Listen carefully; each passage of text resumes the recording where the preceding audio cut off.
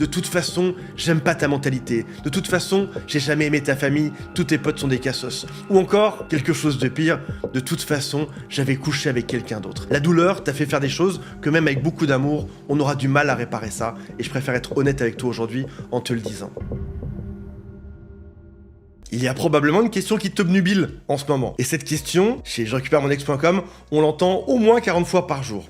Et encore, je suis sympa, je pense qu'en réalité, c'est beaucoup plus. La question, c'est pas quand est-ce que je récupère mon ex, c'est pas comment est-ce que je récupère mon ex, cette question, c'est est-ce que c'est possible ?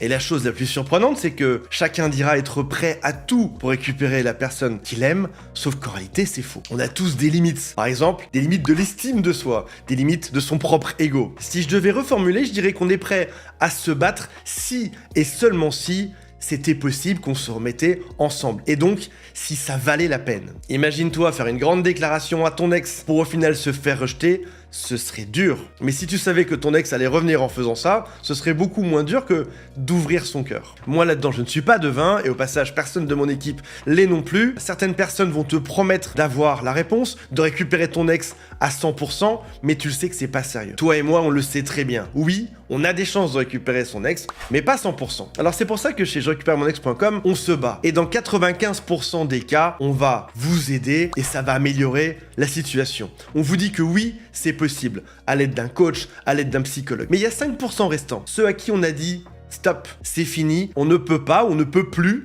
vous aider à récupérer votre ex. Parce qu'on n'est pas des magiciens. C'est fini, il y a des lignes qu'on ne peut pas défranchir. Il y a certains endroits où ça a été trop loin pour qu'on puisse revenir en arrière. Aujourd'hui, je vais vous donner des lignes, il y en a 5 en réalité, qui si elles ont été franchies, sont difficiles de revenir en arrière. Avant de démarrer cette vidéo, si vous le souhaitez, il y a un quiz juste en dessous, basé sur des milliers de situations pour connaître vos chances de récupérer votre ex. Et tout ceci est juste sous cette vidéo. Cas numéro 1, la rupture a brûlé ce que la relation avait construit. Je m'explique. Parfois, le problème, c'est pas la relation. La relation était peut-être belle, c'était peut-être génial, peut-être qu'on a beaucoup construit, mais parfois le souci, c'est la rupture elle-même. Ce qui s'est passé le jour de la rupture, peut-être même ce qui s'est passé dans les jours et les semaines qui ont suivi cette rupture amoureuse. Ça peut être des insultes que tu as prononcées le jour-là, ça peut être des grandes révélations. De toute façon, j'aime pas ta mentalité. De toute façon, j'ai jamais aimé ta famille, tous tes potes sont des cassos. Ou encore, quelque chose de pire, de toute façon, j'avais couché avec quelqu'un d'autre. Exprès, juste pour faire mal. Tu m'as fait souffrir, je te fais souffrir. Un peu comme ces enfants à la récréation, le petit garçon tire les cheveux de la petite fille a mal, elle va mettre un coup de pied au petit garçon. Cette rupture me fait souffrir, je vais créer chez toi de l'empathie, tu vas comprendre à quel point j'ai souffert là-dedans. Ça peut être aussi des captures d'écran envoyées aux proches, aux meilleurs amis, peut-être même à sa famille. Ça peut être aussi une scène de rage devant sa famille. Ça peut être de se pointer devant chez l'autre sans prévenir. Ça peut être des SMS de rage au nouveau partenaire si ton ex est déjà remis en couple. Et tout ceci, c'est pas de l'amour, c'est cette folie, c'est cette douleur qui suit la rupture amoureuse qui mène à une forme d'irrespect. Et je ne te juge pas, une rupture amoureuse peut faire disjoncter n'importe qui sur Terre. J'ai vu des situations de chefs d'entreprise ou alors de stars très connus, de gens très stables, très respectables, et le jour de la rupture amoureuse, ils ont eu du mal à se contenir. Parce que c'est humain, c'est comme ça. Moi, je ne te juge pas, je sais que c'est normal. Le problème, c'est que le cerveau de ton ex, lui, il t'a jugé. Et peut-être qu'il a du mal à oublier. Alors selon ce qui s'est passé, peut-être que dans quelques mois, dans quelques années, ce sera oublié. Roy Baumeister, chercheur en psychologie sociale, a publié en 2001 une méta-analyse qui s'appelle littéralement « Bad is stronger than good », ce qui signifie que les événements négatifs ont plus d'impact en psychologie et plus durable que les événements positifs. Ton ex, par exemple, va se souvenir davantage du soir où tu as hurlé dans le couloir plutôt que des 200 matins d'avant où tu lui as porté son café au lit. Même si ton ex t'aimait, il ne te voit plus comme avant, et aujourd'hui tu es associé au pire moment de ta vie. Et même John Gottman, qu'on cite souvent sur cette chaîne, a montré que dans les années 90, le mépris est le prédicteur numéro 1 de la destruction d'une relation. Par exemple, pendant la rupture amoureuse, t'as regardé l'autre comme s'il ne valait rien, comme si tu regrettais même d'avoir partagé ces dernières semaines en sa compagnie, et ça, c'est imprimé dans son cerveau. Et là, tu as une première ligne rouge qui est très importante à comprendre. Un souci de couple a mené à cette rupture, et on pourrait se dire, parce que je vais résoudre les soucis de couple, ça ira mieux. Sauf qu'en fait, la rupture est pire que les soucis de couple. Ton ex, par exemple, ne te voit plus comme la personne qu'il a aimée, mais comme une menace. La douleur t'a fait faire des choses que même avec beaucoup d'amour, on aura du mal à réparer ça. Et je préfère être honnête avec toi aujourd'hui en te le disant. Cas numéro 2, deuxième ligne rouge, ton ex t'a dit non clairement et plusieurs fois. Alors, ça paraît simple, mais ça l'est pas tant que ça aujourd'hui. Parce que ton ex peut dire ça pour s'auto-convaincre, pour fermer une porte qu'il n'est pas encore prêt à ouvrir. Mais j'ai envie de te dire que dans chaque rupture amoureuse, il y a toujours cette phrase « Non, on ne se remettra plus jamais ensemble ». C'est un grand classique. Tout le monde prononce cette phrase dans une rupture. Pour autant, plein de couples se mettent ensemble. Mais là, je te parle pas du non, c'est fini pour toujours, qui a été dit une fois. Je te parle de celui qui a été dit des tonnes de fois, froidement, sans sourciller, sans la voix tremblante, sans émotion. Et si ça a été dit de manière froide plusieurs fois, dans ce cas-là, c'est peut-être sincère. Malheureusement, pour beaucoup d'entre nous, je me case aussi là-dedans, tu as un non en face, tu te dis donc que sa valeur est supérieure, t'aimes pas le rejet, bien évidemment, aucun humain n'aime ça. Inconsciemment, t'interprètes ça comme un défi. Donc cette personne était géniale. Bizarrement, quelques semaines avant la rupture, tu pensais que ça n'allait pas, qu'il fallait se séparer. Maintenant que l'autre est parti, maintenant qu'il te dit non, ça change tout. J'ai réalisé, c'était l'amour de ma vie. Garde en tête qu'un non, c'est jamais un défi. Lâche prise et refuse, parce que si tu fais pas le deuil de ça, tu vas souffrir encore plus. Et il y a un test qui est très simple que je t'engage à faire dès maintenant. Pour savoir si c'est de l'amour ou une forme de réaction, pose-toi juste une question. Est-ce que je veux que mon ex soit heureux, même si c'est sans moi? Et si la réponse est non, si tu veux que ton histoire continue, peu importe ce que l'autre ressent, alors c'est que c'est plus de l'amour, on est juste dans une forme de réactance. Et c'est aussi pour ça que toute mon équipe est là de psychologues, juste ci-dessous pour t'aider à faire le point là-dessus, pour comprendre ce qui s'est passé réellement. Troisième ligne rouge, cas numéro 3, tu ne veux pas récupérer ton ex, tu veux te récupérer toi-même. Par exemple, tu vas penser à ton ex tout le temps. Tu vas pleurer en regardant vos photos.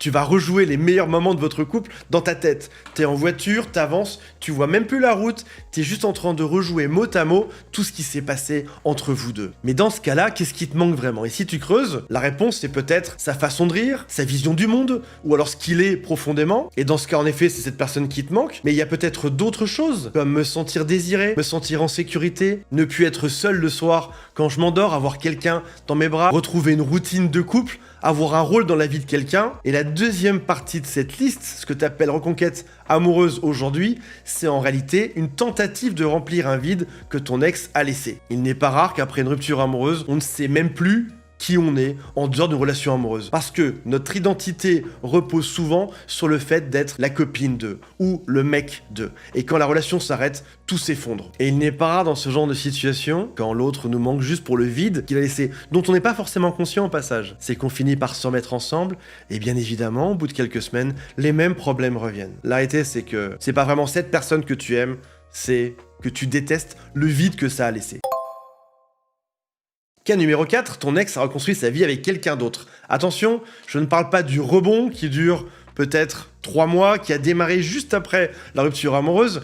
Là, je te parle de retrouver réellement quelqu'un. Ça fait 6 mois qu'ils sont ensemble, 1 an, 2 ans, emménagement, présentation aux amis, aux familles, projet en commun, peut-être même l'idée d'avoir un enfant. Dans ce cas-là, il faut être honnête, si ton ex a refait sa vie avec quelqu'un et qu'en plus ça fonctionne, dans ce cas-là, t'es pas dans une reconquête, tu veux juste venir détruire ou démolir ce qui est en face de toi. T'essayes pas de récupérer ton ex, t'essayes de bousiller un couple de quelqu'un d'autre. Et parfois, on s'illusionne, on se dit, mais peut-être qu'il fait semblant d'être heureux. C'est pas le même amour, au fond, il pense peut-être encore à moi. Peut-être que oui, c'est vrai. Peut-être que non aussi, peut-être que ton ex est juste très bien. Et cette possibilité-là, elle peut rendre fou parce que c'est extrêmement dur pour l'ego. Esther Perel, qui est une thérapeute très connue, qu'on cite aussi souvent sur cette chaîne, elle dit un truc que j'adore, elle dit « Le grand paradoxe de l'amour, c'est que pour vraiment avoir l'autre, il faut accepter de pouvoir le perdre. » Et si jamais aujourd'hui t'acceptes pas que ton ex puisse être heureux ou heureuse sans toi, c'est peut-être que t'as jamais réellement aimé cette personne. Si jamais t'aimes vraiment ton ex, la preuve la plus puissante d'amour, c'est de laisser cette personne vivre avec quelqu'un d'autre et être heureux. Ce qui signifie que la preuve de ton amour dépasse ton propre besoin. Cas numéro 5, cinquième ligne rouge, où il est compliqué de revenir en arrière, c'est une addiction qui est non traitée et qui a causé la rupture. Alors c'est particulier parce que, en réalité, c'est le seul qui n'est pas définitif. Je pense à n'importe quel type de substance qui se boit ou qui s'ingère, ou même peut-être des jeux sur des sites internet, ou encore des dépenses compulsives, ou même une dépendance affective qui peut être vue comme une forme d'addiction. Si jamais ton ex t'a quitté à cause d'un comportement addictif et que ce comportement tu l'as toujours, qu'il n'est pas pris en charge, alors ta promesse marchera pas. On parle de la promesse d'un alcoolique. Oui, t'inquiète pas, j'arrête de boire. Cette fois c'est différent, j'ai compris. Je vais changer, je te le jure. J'ai pris un rendez-vous chez un psy, puis finalement, il y retourne pas une deuxième fois, voire même il annule le premier rendez-vous. Et si tu changes, si tu vas vraiment commencer quelque chose, mais que t'abandonnes, ton ex va y croire, puis malheureusement ça revient après. Il y a 2 chercheurs en psychologie clinique qui s'appellent Prochaska et Di Clemente qui ont décrit en 83 le modèle transthéorique du changement. Il y a 6 étapes entre je ne vois pas le problème et j'ai durablement changé. Ceux qui tentent une reconquête avec une addiction active sont encore à l'étape numéro 2. En gros, tu sais qu'il y a un problème, mais t'as pas encore vraiment agi. Donc, promettre un changement depuis l'étape 2, c'est comme dire que tu vas faire un marathon à quelqu'un alors que t'as même pas acheté tes chaussures. Et pour récupérer ton ex, va te falloir peut-être des mois de sobriété, peut-être aussi un suivi thérapeutique réel, des preuves, un comportement observable, et c'est la seule ligne rouge de cette vidéo qui peut s'effacer. Mais elle s'efface avec du temps, du travail et des actes. Et c'est triste à dire, mais la majorité d'entre vous ne sont pas prêts à faire ce travail. C'est pas de votre faute, je ne juge personne, c'est juste un fait statistique. Voilà mes amis, maintenant vous connaissez les 5 lignes rouges, je vais vous les résumer. La rupture causée à cause des dégâts irréversibles, en gros c'est ce qu'on a dit ou fait juste pendant la rupture amoureuse, incluant des insultes, ou alors de dénigrement, ou alors d'annoncer des choses qu'on n'avait jamais avouées avant. Deuxième chose, c'est ton ex qui dit non clairement, froidement, à plusieurs reprises. Troisième chose, c'est ne pas vouloir vraiment récupérer son ex, mais être dans le manque de quelqu'un dans sa vie. Quatrième point, c'est ton ex qui a reconstruit sa vie avec quelqu'un d'autre. Et cinquième point, c'est l'addiction non traitée qui a causé la rupture. Et tant qu'il n'y a pas une vraie preuve de changement, il n'y aura que des promesses. Si jamais tu as un doute sur ces cas, parce que là, ce sont des cas théoriques qui semblent simples. Parfois, c'est moins facile. Est-ce que c'est un vrai non ou pas? Est-ce que c'est quelque chose qui est classique ou alors est-ce que j'ai fait vraiment l'irréparable? Mon équipe est tout le temps là pour t'aiguiller, pour t'écouter. Il y a un lien qui est juste en dessous pour faire le point sur ta situation spécifique. Voilà mes amis, j'espère que ça vous a intéressé. On se retrouve dans la prochaine vidéo. Salut à tous, bye.